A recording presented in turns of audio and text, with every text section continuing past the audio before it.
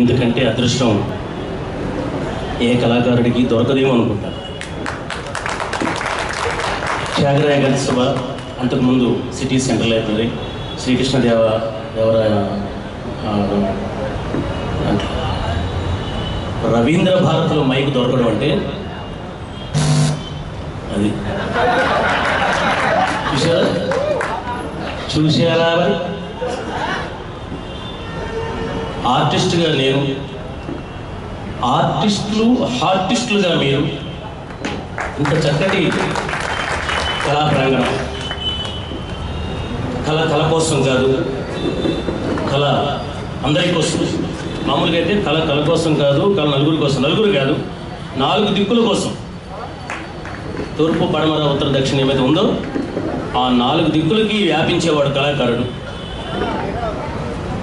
కళాకారులకి ఏదో చిన్న చిన్న కలవరాలున్నా కళ మాత్రం వరమే.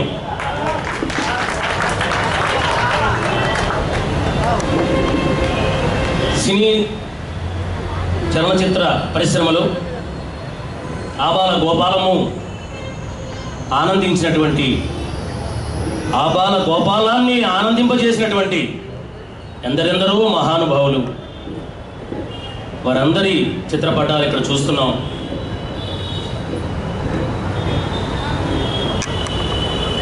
వాళ్ళందరినీ టీవీలో ఆయా ప్రోగ్రామ్స్ ద్వారా, ఆ ప్రోగ్రామ్కి సంబంధించినటువంటి టెక్నీషియన్స్ అందరూ ఎంతో కృషి చేసి ఎన్నో ప్రోగ్రామ్స్ని మనకు అందిస్తే ఆ ప్రోగ్రామ్స్ చూసి మనం బతుకుతున్నాం. ఇప్పుడున్నటువంటి ఈ హడావిడిలో, ఈ ట్రాఫిక్లో, ఈ బిజీలో అందరూ ఫోన్ చేసి ఎవరు బిజీగా ఉన్నారా? ఎవరో బిజీగా ఉండరు. హైదరాబాద్లో అంతా బిజీలే ఉండవు. బిజీగా ఉండడం అంటే ఇంట్లో కూర్చొని టిఫిన్ చేసి ఫోన్ చేసి పడుకోవడం. బయటకు వస్తే బిజీ. ఇలాంటి సందర్భంలో నా తోటి కళాకారులు ఈజీలో పెద్దవారు అయినప్పటికీ ఈ ఫీల్డ్ అంటే అందరికీ క్రేజు కాబట్టి నా తోటి కళాకారులను సంబోధిస్తున్నాను. నాకు సంగీతం రాదు, సంగీతాలు తప్ప. ఆర్కెస్ట్రాలో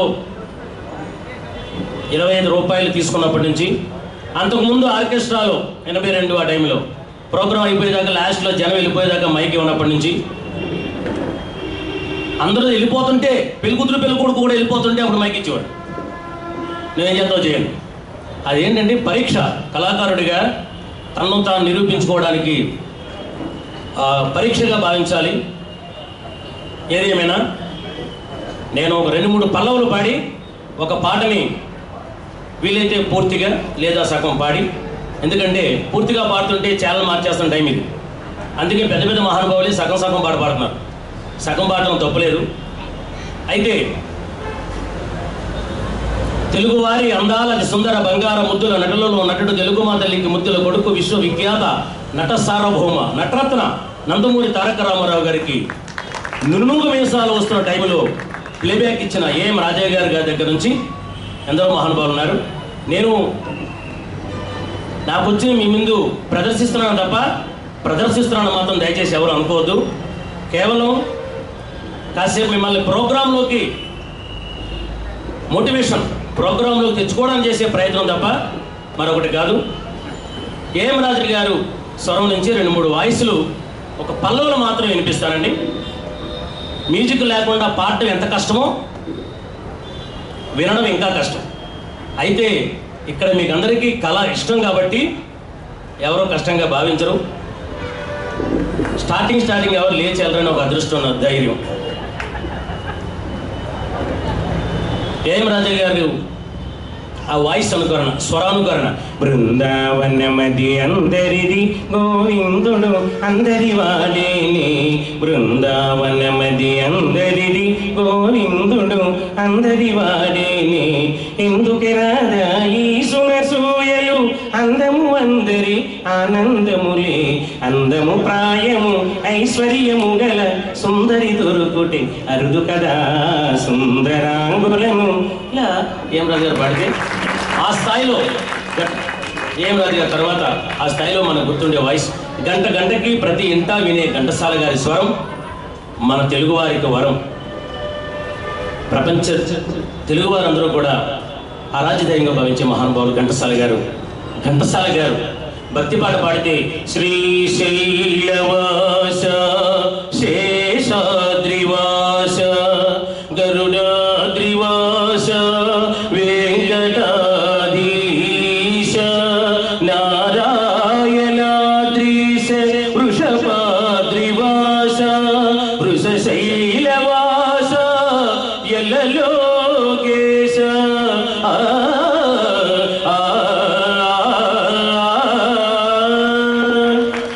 తిరువెంకటాధీశ జగదీశ కరుణలేలగరావే కమలేశ.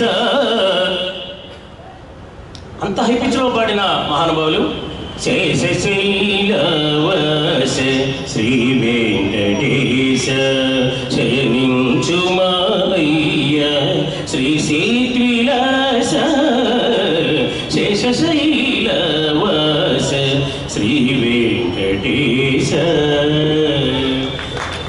భక్తిలోంచి దేశభక్తికి వస్తే నా జన్మభూమి భూమి భూమి నా జన్మభూమి నా జన్మభూమి ఎంత అందమైన దేశము నా ఇల్లు అందులో నా చల్లని ప్రదేశము నసామిరంగ హాయ్ నసామిరంగ నసామిరంగ హాయ్ నసామిరంగ.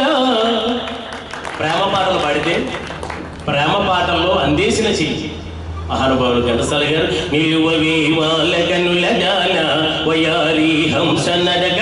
సరే నడకలన్నీ కామనే కదా, ఇంకొంచెం కొద్దిగా ప్రేమ.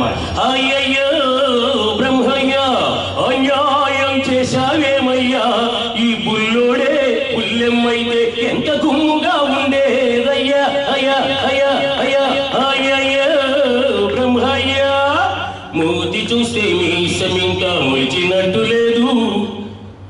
ఏం నటన, ఏం పాటలండి. ఆ పాటల్లో మాధుర్యం, వెళ్ళిపోతున్న ప్రాణం అలా వెనక్కి వచ్చేస్తే ఎలాగుంటుందో ఈ పాట వింటుంటే ఎలాగుంటుంది. సరే ఇవన్నీ కామనే కదా, ఇంకొంచెం ఏమైనా పాడతారు ఏంటంటే మరి రాయండి అంటే రాశారు. పాడంటే చిట్టుపడ్డ చినుకులు పడుతూ ఉంటే చెలిగాడి సరసన ఉంటే చెట్టపడ్డ. సరే చిట్టపడ్డ చినుకులు ఇవన్నీ కూడా మరి ఆ కాలం వచ్చినప్పుడు పడతాయి కదా. ఇంకా ఏమన్నా అంటే రాయమంటే రాశారు, పాడమంటే ఘంటసాల గారు పాడారు.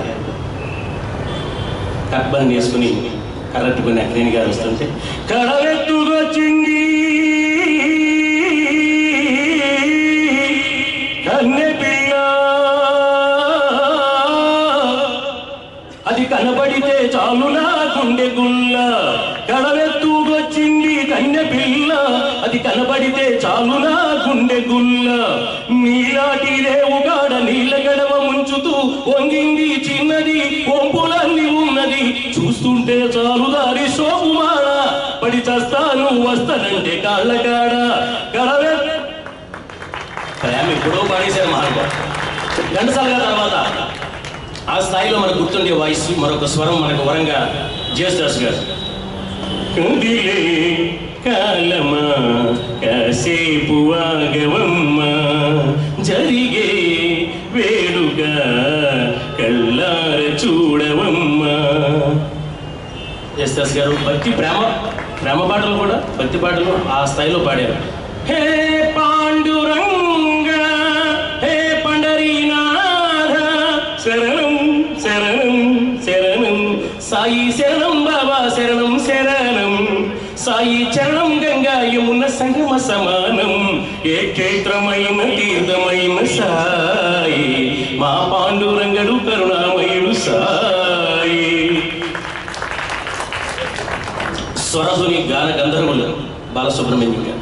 ఆయన రావడమే సాగిరే ఓగాడాని సోకు అప్ప చూడగానే జిల్లాంది నాకు ఇలా రాసి పెట్టి ఉన్నది మనకు అప్ప మంగమ్మ ముత్యాలు వస్తావా అడిగింది ఇస్తావా పూర్వశిలా ఎటు రావే వయారే అయ్యే. ఒక్కొక్క నటుడికి రామారావు నాగేశ్వరరావు గారు అందరికీ పాడుతున్న టైంలో రామారావు గారి పాట మీకు ట్రాక్ మీద వినిపిస్తాను. నాగేశ్వరరావు గారికి పాడినప్పుడు 3 రేంజ్లో పాడేవారు. ఎవరో చెప్పారు చిన్నప్పుడు, నాకెవరో చెప్పారు చిన్నప్పుడు, కార్తీక వైశాఖ నెలపొద్దులు, కృష్ణ గోదావరి నడిబొడ్డులు, ఒక యువరాలి ముడుతుందని, ఆమె ఆమె నారాలి అవుతుందని. ఎవరు ఎక్కువ ఇమిటేషన్ అవసరం ఉన్నప్పుడు, ఎక్కువ ఇమిటేషన్ కావాలన్నప్పుడు చాలా సరదాగా నాగేశ్వరరావు గారు కర్లింగ్ అంతా పెట్టుకున్నప్పుడు, ఒక లైలా కోసం తిరిగారు లోకం ప్రతిరోజు ప్రతి రాత్రి ఇంతలా. అయితే పెద్దవారి కోసం ప్రభాకర్ రెడ్డి గారు నాగేశ్వరరావు గారు నటించినటువంటి పాట అందరికీ తెలుసు అండి. స్నేహమానంద గీతం ఆజ్ఞాపకాలన్నీ మధురాతి మధురం, ఆహాయిక మీద నాదేమి నేస్తం, ఆ రోజులు మును ముందుగా రావేమిరా, రాదురా గతం, నీకు జ్ఞాపకం అవుతురా అంటూ 3 రేంజ్లు వారికి మెయింటైన్ చేశారు. కృష్ణ గారు పాటకి, కృష్ణ గారు ఆటకి, బాలు గారు పాటకి చినుకు చినుకు పడుతూ ఉంటే, తడిసి తడిసి ముద్దవుతుంటే, జోహారు జోహారు ఈ వానకు, ఆహాహా కొడబలుకుని కన్నారేమో మియమ్మ మాయమ్మ, వెళ్ళిందమ్మ నీతో నాకు ఇడు జోడమ్మ, మియమ్మనాథ రాముని అత్త. సరిపోయింది. అందాల నటుడు స్పెట్స్ పెట్టాలన్నా, షూట్ వేయాలన్నా, 2 హీరోయిన్స్తో నటించాలంటే అక్కినేని వారితో పోటీపై నటించిన మహానటుడు నటభూషణం సోమబాబు గారు. ఆయన క్రాఫ్, ఈయన వాయిస్ టర్నింగ్, ఎల్లు వచ్చి గోదారమ్మ ఎల్లా కిల్ల పడ్డాడమ్మ, కొంగుచాటు అందాలన్నీ కొరాడేసుండే, ఏమమ్మ రామమ్మ ఆగమండరేనమ్మ సుగాడు మిగడాలని ఓడైనా. ఇంత ఆ మిమిక్రీ వాయిస్ని అలా మరిచి మనకి ఎన్నో వేల పాటలు అందించిన మహానుభావులు. ఓకేనండి, చిట్టూరు గోపిచంద్ గారు మాకు సీనియర్ కళాకారులు, వారు మాకు మా ఫీల్డ్కి నేరల వినోమాధవ్ గారు మిమిక్రీ ఆర్టిస్టు, నటుడు, గాయకుడు, రచయిత, దర్శకుడు అవకాశాలు వస్తాయి. స్వరానుకరణలో గాయకులను అనుకరించడం కూడా ఒక భాగం కాబట్టి కొద్దిగా అలా మిమ్మల్ని అందరినీ సెట్ చేస్తుంటుంది. దాంతోపాటు మా వాయిస్ కూడా కొంచెం ఇప్పుడు ఉన్నటువంటి వెదర్కి వాటికి ఇబ్బంది లేకుండా. ఓకేనండి, ఒక్కసారి ఇంతవరకు జరిగిన ప్రోగ్రామ్కి మా సోదరులు వారు చేసిన ప్రోగ్రామ్ అందరికీ ఒకసారి చప్పట్లు, అందరూ కూడా అందరూ.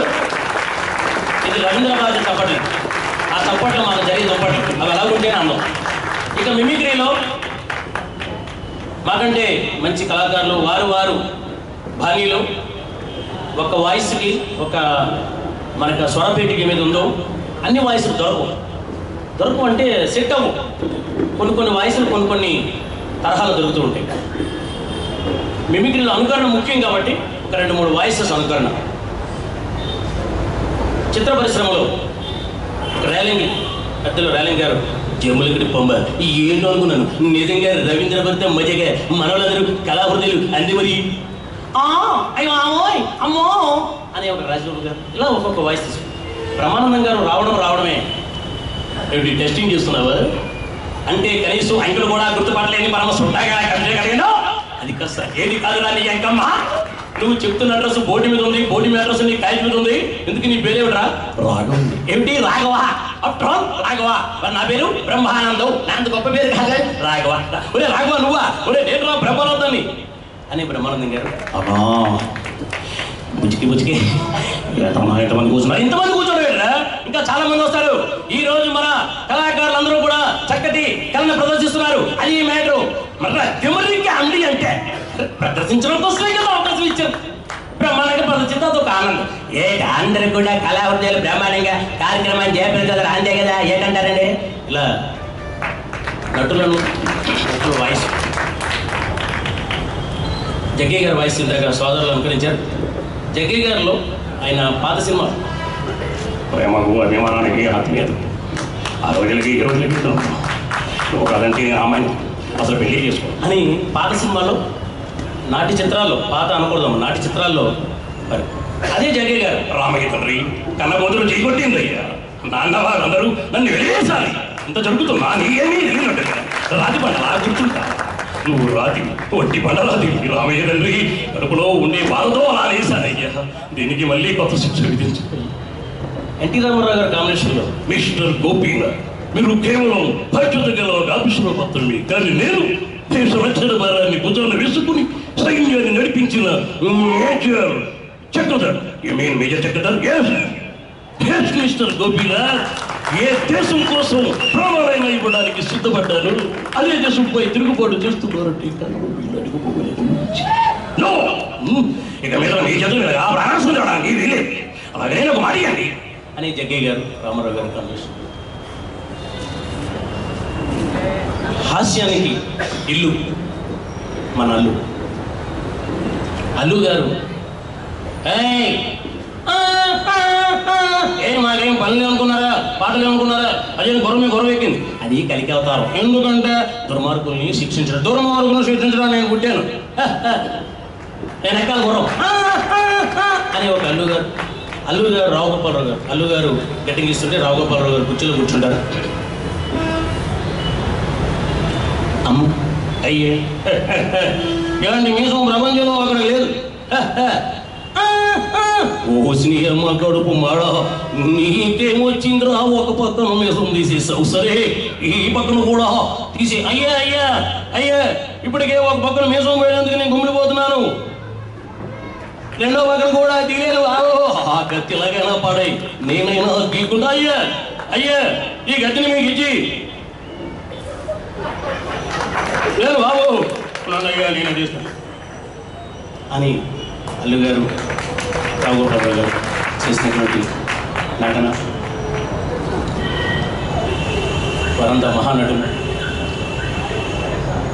ఇప్పుడు వచ్చేవారందరూ కూడా యాక్టర్స్, వాళ్ళంతా మహానటులు. ఏదేమైనా కూడా మనం ఛానల్స్లో, టీవీస్లో అవన్నీ చూస్తున్నాం పాత చిత్రాలు. నేను వద్దంగా పండించలే కానీ ఉండవలసిన బొత్తి మాత్రం లేదయ్యా. పరులను ప్రభువుల ముందు పగుడుతారా? శశిరేఖ కనుకకి ఏమైనా కట్టిందా, నా కన్ను ఏమైనా చదిరిందా? లేదమ్మా, అదేంటంటే నా మాట గడపదాటి వెళ్ళిందో దానికి నాకు వంశ మర్యాద పోయి ఇక లేదమ్మా లేదు అని విశ్వనట చక్రవర్తి మహానుభావుడు ఇలా ఒక్కొక్క వాయిస్ అని. ఇక కామెడీ, కామ్గా ఉన్న వాళ్ళని ఢీకొట్టేది కామెడీ. నవ్వు 4 చేతి అనేవారు పెద్దలు. మగవాళ్ళు ఒక 40 సంవత్సరాల క్రితం విషయం చెప్తానండి. మగవాళ్ళు నవ్వుకోరు కాదు, ఒట్టిగా అలా నుంచుంటే దేనికైనా పొరపాటు ఇలాగంటే ఏంట్రా ఆడపిల్లగా నవ్వు, ఆడపిల్లలాగా. పాపం ఆడపిల్లలు ఎక్కడో పక్కనే వంటలు చేసుకుంటూ అన్ని దూరంగా ఉండేవి, అన్ని ఇంట్లోనే. ఇటు వెళ్తూ ఒక పని, అటు వెళ్తూ ఒక పని, ఇటు వెళ్తూ ఇంకో పని. మరి అప్పుడు అలా కాదండి, వంట అంటే వంటే, దొరసాలంటే అది ఎక్కడో తోటలో మధ్యలో వేసేవారు. అయితే అలాంటి పరిస్థితుల నుంచి నవ్వించు, నవ్వులు నలిగిపో, చెమ్మగిల్లిన కళ్ళ కావ్యమే నిలిచిపో అన్నారు మా గురుతులీలు, పెద్దలు, పూజ్యులు, నా దేవుడు ఆచార్య తిరుమల గారు. నన్ను కళాకారుడిగా నాకు మైకిచ్చి, నాలో ఉన్న లైఫ్కి మైకిచ్చి నన్ను ముందుకు తీసుకొచ్చిన మహానుభావుడు. ఓకేనండి. ఇక నిత్య జీవితంలో జరిగే సందర్భాల నుంచి మనకి ఎంతో హాస్యం వస్తుంది, చాలా హాస్యం వస్తుంది. సరే ఏంటంటే గురుగారు ఏం నేర్చుకున్నాను మరి నువ్వు? మీ దగ్గర నేనేం నేర్చుకున్నాను సార్, మిమ్మల్ని ఫస్ట్ టైం చూస్తున్నాను. మరి గురువు గారు అంటే విడిగా అలా సార్ ఏదో మాట వరకు అనేసి మాట వరసరా రివర్స్ అయిపోతాడు. సరే వర్షం ఏంటండి సార్ అంటే చాలు, మామూలుగా అంటే మా చిన్నప్పుడు వర్షం అంటే రోజు వరుసగా 15 రోజులేమో ఇంట్లో వాళ్ళం, బయట వాళ్ళం, ఇలా చెప్పుకునే టైము, ఓపిక, సహనం అప్పుడు ఉండేది. ఇప్పుడు మనకు అంత ఓపిక లేదు, సహనం లేదు. టెన్షన్స్ ఉన్నా పర్లే కానీ టెన్షన్స్ ఉండకూడదు. మనకున్నవే టెన్షన్స్. సెల్ ఫోన్ తీసినా, కార్ తీసినా, పొరపాటు ఇంట్లోంచి బయటకు వచ్చినా ఆటోమేటిక్గా మనకు. ఇప్పుడు ఎవరినైనా పలకరించి అతి కష్టం మీద ఏంటి సార్ వర్షం ఏం చేయమంటావు? నేనేం చేయమంటాను సార్, వర్షం వచ్చింది ఏం చేయమంటారా? వర్షం వచ్చేది బుర్రలా కూడా మాట్లాడుతున్నావు. వాన వస్తే వానంట, ఎండ వస్తే ఎండంట.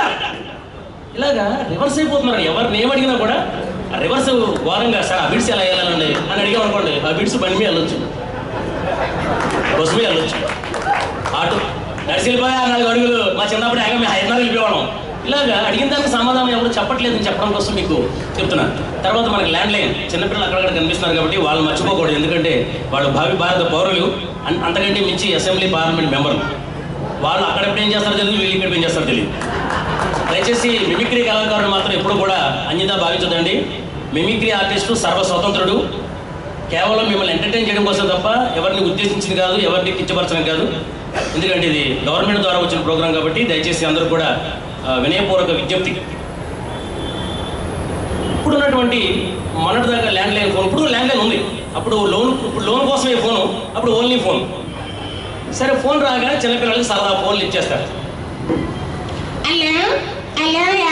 అనగానే మీ నాన్న ఉన్నాడా అని అడుగుతారు. ఫ్రెండ్ ఎవరైనా ఫోన్ చేస్తే మీ నాన్న అనగా నాన్న వచ్చేస్తాడు.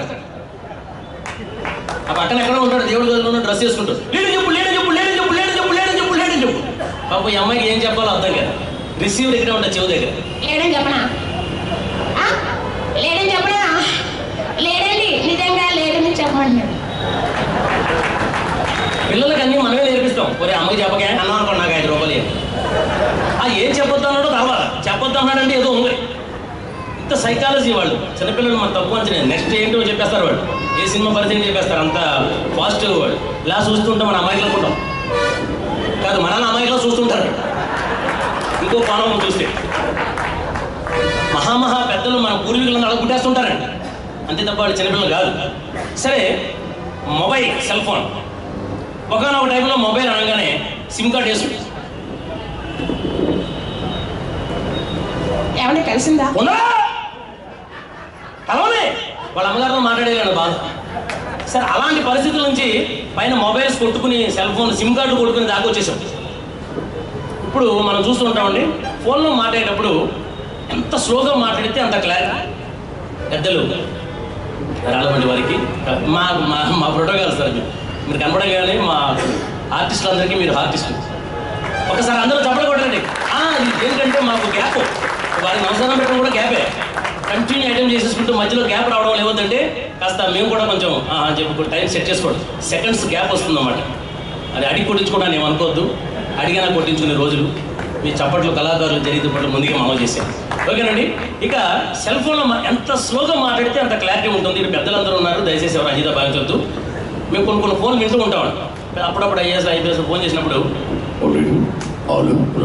ఏం అర్థం కాదు, ఓకే సార్ అంటాను అనేసి తర్వాత మళ్ళీ కింద సీసీ గారు ఎవరు ఉంటారు కదా, ఏంటంటే సార్ అదే 22 గారు ఎక్కడికి పోకో ఏదో మాట్లాడుతుంది ఇది ఇలా కాదు. అంతలా అక్కర్లేదు. అది ఏంటంటే వారికి విషయం తెలుసు కాబట్టి కోడ్ అలా మాట్లాడు. కొంతమంది ఏంటంటే హలో ఎక్కడున్నావు అంటే సరిపోతుంది, అంతకంటే స్పీడ్ అక్కర్లేదు. కొంతమంది ఏంటంటే చిన్న సైకలాజికల్ ఫీల్, కానీ ఎక్కడో ఉన్నాడు పటాన్చేరు అవతల, ఈయనకు ఉన్నాడని హలో సత్యబాబు గారు విత్ డ్యాన్స్ అన్నమాట, గుర్రం వెళ్ళిపోతాడు. సరే ఫోన్ రాగానే లేచి వెళ్ళిపోతారు, అది వేరే విషయం. ఇంట్లో లేచి వెళ్ళిపోతుంటే ఎవరమ్మాయి అంటారు అనుకోండి, వెళ్ళాలి, వేరే విషయం. మామూలుగా స్పీడ్గా మాట్లాడేటప్పుడు వైబ్రేషన్ వస్తుంది. ఆ వైబ్రేషన్లో విషయం అర్థం కాదు. కొంతమంది నైట్ టైం లేట్గా ఫోన్ చేస్తారు. నైట్ టైం చాలా లేట్గా ఫోన్ చేసి ఊరుకుంటారా, హలో సార్ ఏం చేస్తున్నారు ఇప్పుడు అంటే రాత్రి 1కి అన్నారు ఫోన్ చేసి. మనలో మనమాట సార్ రాత్రి 1కి అన్నారు ఏం చేస్తాను, ఫోన్ చేసి కాసేపు అటు నడిచి పడుకుంటాం. ఈయన మంచి నిద్రలో ఉంటాడు. ఆయన నిద్ర లేపి ఏం చేస్తున్నారంటే ఏం చేయమంటారు చెప్పి అదే చేస్తాను. పెట్టే కొంచెం ఫోన్ పెట్టి పొద్దున మాట్లాడడం, ఒక స్విచ్ ఆఫ్ చేద్దామంటే మెయిన్ కాల్స్ మిస్ అవుతాయి భయ్య, అదో బాధ. అలాంటి సందర్భాల్లో మనం ఎవరైనా మనకు ఫోన్ చేశారనుకోండి, ఓకే మనం ఎవరికైనా ఫోన్ చేసినప్పుడు కొంచెం గౌరవంగా మాట్లాడితే బాగుంటుందని లేనిపోని తెచ్చుకుని మాట్లాడదాం. అది ఎలా ఉంటుందంటే సార్ మాట్లాడచ్చా అనగానే అవతల కాలిపోదు. ఒక పాట పాడవా, ఘంటసాల గారు పాడు అలా కదా సార్, మరి అదే మాట్లాడచ్చా కలిసిందిగా ఫోన్ మాట్లాడాం. ఇలాగా ఆయన అప్పటిదాకా ఏ బాధపడ్డాడో తెలియదు మనకి. కొంతమంది సరే నేను ఎలా అన్నాడు కదా అని అలా కాదని చెప్పి సార్ బిజీగా ఉన్నారా, లేదా పని పాట లేక రోడ్ల మీద తిరుగుతున్నారు, బిజీగా ఉన్నారట. ఫోన్ కలపతో బాధ కలిసితో బాధ తోటి ఏమన్నా కూడా సార్ కొద్దిగా మీ నెంబర్ చెప్పండి సార్ 98492 సార్ కొద్దిగా అడిగి కొద్దిగా చెప్పలేడా చెల్లమ్మ చెప్పమని అడగచ్చు కదా. కొంతమంది ఏం చేస్తారంటే సార్ మీ నెంబరు 98 చేసేసుకో. ఏం చేసేసుకోండి సార్ 98 మొదలు పెట్టే కదా మెసేజ్ చేసి నాకెలా తెలిసింది మరి అయితే నేను ఎందుకు మొదలు పెట్టాను 7 నా నెంబర్ ఇప్పుడు 98 ఎప్పుడూ పోయింది. ఏమడిగినా కూడా ఏం చేసినా కూడా సందర్భాల నుంచి ఫోన్లో నెంబర్ వస్తుందండి. సరే ఆయన సెల్లో ఛార్జింగ్ లేక ఇంకోటో మొత్తం మీద ఒక పెద్ద ఆయన ఫోన్ చేశాడు. ఫోన్ చేసినప్పుడు సార్ మంచిది సార్ ఆ నెంబర్ కూడా నెంబర్ 2 అని ఫీడ్ చేసుకోవచ్చు కదా. అలా ఉండదు. సార్ ఈ నెంబర్ మీదేనా? కాదురా పక్కోడిది ఆ పక్కోడిది ఎవడొస్తే ఆ నెంబర్ తీసుకుని ఆ నెంబర్తో చేస్తున్నాడు. నాకేమైనా సిమ్ కార్డ్ వేసిందా, నాకైనా అడ్రస్ మూవ్ వేసిందా? అలా అందరం తప్పులేదండి. ఎందుకంటే మనం మాట్లాడటంలో ఏమన్నా ఆయన మంచోడా, నువ్వు మంచోడు కదా సార్, నువ్వు మంచిగా మాట్లాడేవా ఆయన తోటి ఇలాగా ఆయన మంచోడండి, ఆయన మంచితనం ఈయన మంచితనం మీద ఆధారపడి ఉంటారు. ఇలాంటి ఎన్నెన్నో నిత్య జీవితంలో జరిగే సందర్భాలండి. స్టార్టింగ్లో కొద్దిగా గాయకులు అనుకరణ, తర్వాత నటులు అనుకరణ, మిమిక్రీలో ఒక భాగం కాబట్టి తీసుకెళ్ళాను. నవ్వు కంటిన్యూ నాకు వచ్చిన జోకులను అప్చెప్పేశాను అనుకోండి. ఎందుకంటే ఆడియన్స్ మారాలి తప్ప ఐటమ్స్ మారకూడదు. రవీంద్ర భారతికి 1200 సార్ వస్తానని చెప్పేసి మొత్తం ఐటమ్స్ అన్ని మార్చేసి కొత్త చెత్త ఐటమ్ తీసుకొచ్చాను అనుకోండి,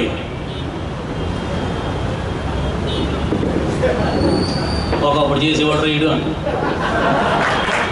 ఆ మాట ఏం తెచ్చుకోవడం ఏమండి. సంగీతంలో సరిగమపాలు అవే ఉంటాయి. కొత్తగా ఒక ఆయన వచ్చి నేను ఏదో ఇంకో కూడా పెడతానంటే కుదురుతుంది. అలా ఉంటాయి. అయితే కంటిన్యూ నవ్వించడం వల్ల జోక్స్ అన్నీ వినేసి నవ్వి ఆ తర్వాత ఎంత పెద్ద జోక్ చెప్పినా కూడా ఓన్లీ ఎక్స్ప్రెషన్స్, నో నవ్వుల్స్. అందుకని మధ్యలో ఆ నవ్వుల నుంచి మళ్ళీ ఇది వచ్చి వాయిస్ అనుకరణలో పూజ్యులు మా గురుగారు పద్మశ్రీ డాక్టర్ నేరేళ్ల వేణుమాధవ్ గారు హయాంలో అప్పుడున్నటువంటి నాయకులను అనుకరించేవారు. ఇప్పుడున్న నాయకుల్ని అనుకరించుకుంటూ చాలా సంతోషం. ఒక చక్కటి కార్యక్రమాన్ని చేపట్టం చేస్తున్నారు. చాలా సంతోషం. నాన్నగారు నాకు పెద్ద కుటుంబాన్ని ఇచ్చారు. అందరూ నా అన్నలు, నా అక్కలు, నా తమ్ముడు ఇలా ఒక్కొక్క వయసు.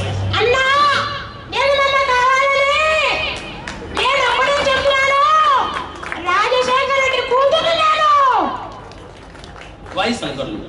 అలాగే చంద్రబాబు గారిని తీసుకుంటే ఆయన దగ్గరగా ఉన్నప్పుడు సార్ చంద్రబాబు గారు ఈ ఒక ఇష్యూ మీద మీరు ఏ విధంగా రియాక్ట్?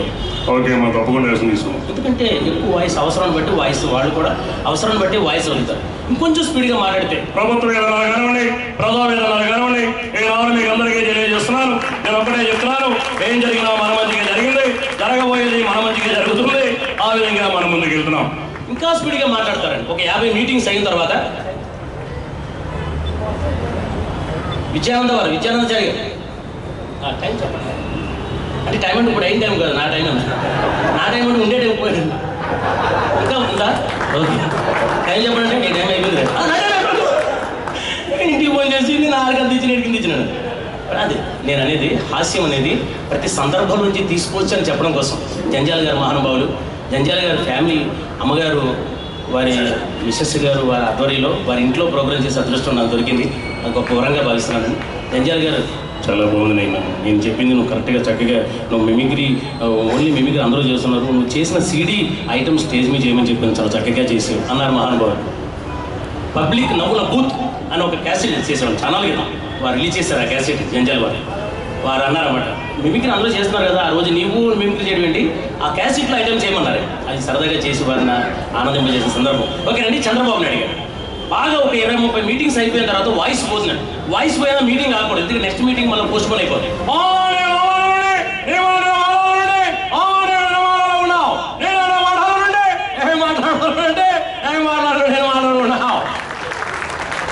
మరి ఏం చేస్తారంటే ఒక వాయిస్ని ఒక పదాన్ని స్పీడ్గా ఇంకో పదాన్ని స్లోగా ఆనాడు నేను మాట్లాడగలనండి, ఈనాడు కూడా మీరు చూడాల్సిన పరిస్థితి ఉంది. ఆనాడు నేను మాట్లాడగలుగుతుంటే ఈనాడు ఉన్నాను. ఇలాగా ఆ dialogue up and down. Voice వింటే ఫేస్ చూస్తే వాయిస్ గుర్తొచ్చే స్థాయికి ఆయన అలా చేసుకున్నారు. ఆయన వాయిస్ మీద చిన్న ఐటమ్ అండి, పెద్దల అనుమతితో. నువ్వు తీసుకుంటావు అనుమతి, వచ్చి వచ్చి అడిగితే మళ్ళీ ఏమన్నా తర్వాత సరే కరెక్ట్ చేయాలి. టెలిఫోన్కి సమాధానం చెప్తున్నారండి. ఇవి 100% సరదా సమాధానాలు. సహృదయంతో అందరూ సరదాగా తీసుకోవచ్చు. అనగా ఒక ఆయన వచ్చి ఇలాగే ఏంటి సరదాగా తీసుకోమన్నా కదా తీసుకోవడం కాదే సరదాగా మరి వినండి అంటే అయిపోతుంది కదా. వినండి అని తప్పే, అసలు ఏ నోరిప్పాడే తెలుగు వారు నోరిప్పితే తప్పు. నిజం చెప్తున్నాను, తెలుగులో అన్ని ఘోరమైన పదాలు ఉంటాయి. ఏమన్నా సరే అందులోంచి ఆటోమేటిక్గా ఒక పదం హాస్యంతో వస్తుంది. హాస్యం అనేది ఒట్టబావిలో నీరు లాంటిది, ఎంత తీస్తే అంత వస్తుంది. అలాగే చంద్రబాబు గారి ఫోన్ వస్తున్నాయి. హలో హలో హలో చెప్పు. హలో చెప్పు సార్ చంద్రబాబు నాయుడు గారు మాట్లాడు. సార్ నారా చంద్రబాబు. నేనా చెప్పు. ఏం లేదండి అయితే ఫోన్ పెట్టి సార్ చంద్రబాబు నాయుడు గారు సార్, నేను ఎల్బీ నగర్ అనమాట. చెప్పండి బ్రదర్. ఏం లేదు సార్, ఈ మధ్య రోడ్డు వైనింగ్లో మా బిల్డింగ్ తీసారు. చాలా సంతోషం. సంతోషం చెప్పండి. ఏం చెప్పంటున్నారు సార్? సంతోషం అన్నారు. బిల్డింగ్ తీసి బాత్రూమ్ ఉంచారు సార్, మీరు కొంచెం యాక్షన్ తీసుకోండి. నేను ఇప్పుడు అధికారులతో మాట్లాడతాను, తప్పకుండా యాక్షన్ తీసుకుంటాను. నేను మొత్తం బిల్డింగ్ తీసామన్నాను. బాత్రూమ్ ఎందుకు వచ్చారు గారు? ఓకే మంచిదమ్మా. హలో హలో హలో చెప్పండి. హలో చెప్పండి. చంద్రబాబు నాయుడు గారు మాట్లాడుతున్నాను. నారా మా ఇంటి పేరు చెప్పాల్సిన అవసరం లేదు. ఈ టైంలో ఎవరో మాట్లాడరు. విషయం చెప్పండి. నేను ఛానల్గా ట్రై చేస్తున్నానండి. నాకు లైన్ కలిసింది. లైన్ కలిసింది అనుకోవడమ్మా, ఫోన్ కలిసింది అలాగే. అలాంటి లైన్లు ఏవి మనకొద్దు. ఫోన్ కలిసింది, విషయం చెప్పండి. ఏమి లేదండి, మధ్య హైదరాబాద్లో చెరువులు గుంటలు మూసి అందరికీ ఫ్లాట్లు ఇస్తున్నారంటే మా గుంటూరు దగ్గర కూడా ఒకటి ఉంటుందండి, అది కూడా మూసి. చాలా సంతోషము. అది మామూలు గుంట కాదు, అని కృష్ణానది అంటారు. అలాంటి గుంటలు మీరు నా వంట కాదు. కష్టపడండి, తప్పకుండా పనికి వస్తుంది. లేట్గా వచ్చినా లేటెస్ట్గా వస్తుంది. ఆ విధంగా మనం ముందుకు వెళ్తాం. ఒక వాయిస్ స్వరానుకరణ. చంద్రబాబు గారు పాట పాడితే ఎట్లా పాడతారు అని సందర్భంగా ఆయన పాట పాడితే ఏమి జరుగును ఎవరు అదే మరిగా ముందుకు వెళ్ళిపోతాం. ఇలా అటు స్వరానుకరణ, ఇటు హాస్యానుకరణ. హాస్యాన్ని కూడా మనం కొంత, ఎందుకంటే నవ్వడం వల్ల హృదయానికి ఎక్సర్సైజ్. హృదయం అది ఎక్కడ చూపించమంటారు గారు వచ్చింది. ఆయన బాగా మండిపోయింది అనుకోండి, 2-3 సార్లు ఏమన్నా ప్రేమిస్తాడండి. ఏదో ఒకసారి ప్రేమించుకోవాలి. నేను 2-3 సార్లు లవ్లో ఫెయిల్ అయిపోయినట్టు ఒకడు 2-3 సార్లు లవ్లో ఫెయిల్ అయితే ఒకసారి ప్రేమించి వదులు ఊరుకో. అటు నుంచి ఇటు నుంచి రాకపోతే ఏదో ఒకటి చేసుకో. అలా ఇలా మన హెల్త్కి చాలా మంచిదండి చప్పట్లు కొట్టడం వల్ల. 60+ తర్వాత అందరూ కూడా చప్పట్లు కొట్టడం వల్ల హెల్త్కి మంచిదని నర్వస్ పనిచేస్తాం. దాంతోపాటు నవ్వడం వల్ల కూడా ఆరోగ్యాన్ని, బ్లడ్ అది కూడా రక్త ప్రసరణ ఇక్కడ ఆపేమని మరి చేతులు పైకి కొడతారండి, అంటే దగ్గరికి వచ్చి డైరెక్ట్ కొడతారేమో. చప్పట్లో చాలా రకాలు ఉంటాయండి. వారు కొట్టారంటే అది ఒక అభిమానంతో, ఎందుకంటే విమానం కొనుక్కొచ్చుకొని అభిమానం కొనుక్కోలేదు. ఇలా కొట్టడం అనేది కొంత. కొంతమంది ఏంటంటే లోపల నుంచి వచ్చిన ఆనందంతో డబ్బా డబ్బా డబ్బా డబ్బా కొడతారు, అదొకటి. పెద్ద పెద్ద వారు ఏం చేస్తారంటే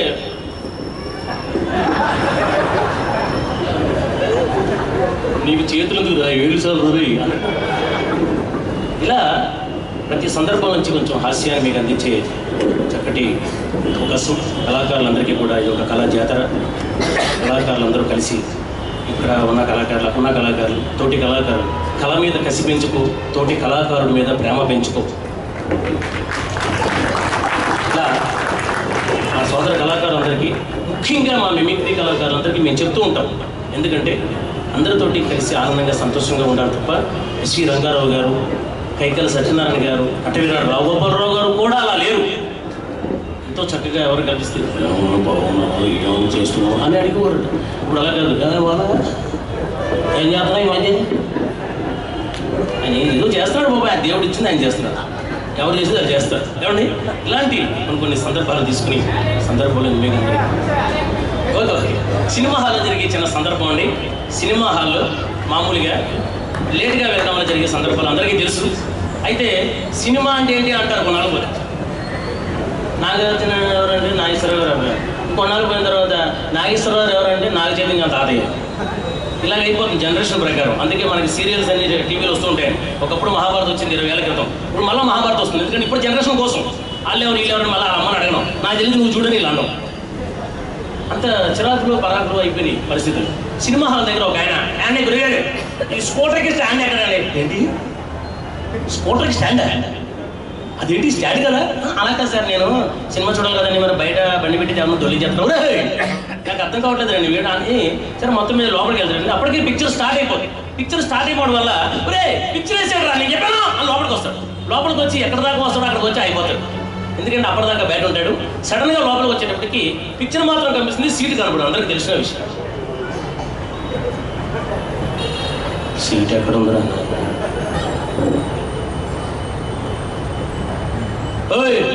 తర్వాత అనుకుతుగా లేదు. అంటే అడిగేస్తున్నాడు పండుగ వెళ్ళిపోయాక అక్కడ ఏంటంటే మాకు సీట్ ఉంటుంది మీరు గెలకండి చూసుకుంటావు కాళ్ళు ఉన్నాయి కదా మొత్తం చావేశావు వెనకంటావు నా సంగతి తెలియదు రే నా పేరు చూసి చచ్చిపోతాను ఇంటర్వ్యూలో తెలుస్తుంది అక్కడ సీట్ లేదండి. మాకు తెలుసండి సీట్ లేదు కాబట్టి కిందకి వెళ్ళిపోతాను సీట్ ఉంటే మధ్యలో సెట్ అవుతారు కదా నువ్వు సీన్ అడగరా అని బాధపడుతుంటే ఒక ఆయన తీసుకెళ్ళి సీట్లో కూర్చోబెట్టి ఆయన సీట్ మర్చిపోతాడు. ఇది మామూలుగా తెలుగు సినిమా. సరే సరదాగా తీసుకుంటే ఇంగ్లీష్ అంటే ఇంగ్లీష్ని సరదాగా తీసుకుంటుందండి. ఇంగ్లీష్ సినిమా సరదాగా చూస్తూ ఉంటారు. టైటానిక్ లాంటి సినిమా ఫ్యామిలీస్తో చూస్తాం. మామూలుగా సినిమా స్టార్ట్ అవుతుందండి. అంటే పిక్చరా న్యూస్ డీలా అడ్వర్టైజ్మెంట్ అర్థం కాదు. పిక్చర్ స్టార్ట్ అయింది అందరూ సీరియస్గా Hanging one, they just find a wall and many seats. ఒక ఫ్లైన్ Put it right over the line. But you did that or see the wall when it is kind of like it's a little flat, but you like it. ఏంటని అంటారు ఏంటంటాడు cinema చూడు ఏమంటున్నాడు అర్థం Hey, you never seen all. See you, man. Sir cinema మారిపోయింది వాళ్ళు మారిపోయినా చెప్పండి sir నీకు చూడండి నేను తట్టుకోలేకపోతున్నా ఉన్నారా వెళ్ళిపోనా మరి దండం పెడతాను సినిమా చూడండి Alien one. We think so. Oh, we do that. ఈ వణుకుడేటండి బాబు ఇంకా అసలు సీజన్ రాలేదు అప్పుడే వణికిపోరు నాకు అర్థం కావట్లేదు పక్కోని సినిమా చూడలేవాడు మ్యాటర్ ఏంటంటే పక్కోని సినిమా చూడలేవాడు ఇంకా పక్కోడు తట్టుకోలేక ఏరా ఇందాక నుంచి ఆ సినిమా అర్థం కాక నేను చచ్చిపోతున్నాను నువ్వు నన్ను చంపేస్తున్నావు తెలిసినోని అడగరా నీకు వెళ్దా ఎరగబడి చూసేస్తుంటే నీకేదో అర్థం నువ్వు నాటైపోయి గొప్పడు దొరికావు చూడు బస్సులో వెళ్ళేటప్పుడు సిటీ దాటంగానే డ్రైవర్ దిగుతాడు డ్రైవర్ దిగాడా ఇంకా చెప్పరేంటి మన నోట్ పెట్టి తీసేసి బయటికి వెళ్ళిపోతాం ఈ లోపల డ్రైవర్ గారు వచ్చేసి ఏవా అందరు దిగారే నువ్వు ఆపేవని సర్లే నువ్వు డోర్ వేసుకోరా సీరియస్గా మాట్లాడరా డోర్ వేసుకో అని డోర్ వేయగానే మనోడు బస్సు స్టార్ట్ చేస్తారండి ఇమ్మీడియట్లీ గేర్ మార్చాలి ప్రొఫెషనల్గా డ్రైవర్ కాబట్టి ఆటోమేటిక్గా తెలియకుండానే చెయ్యి గేర్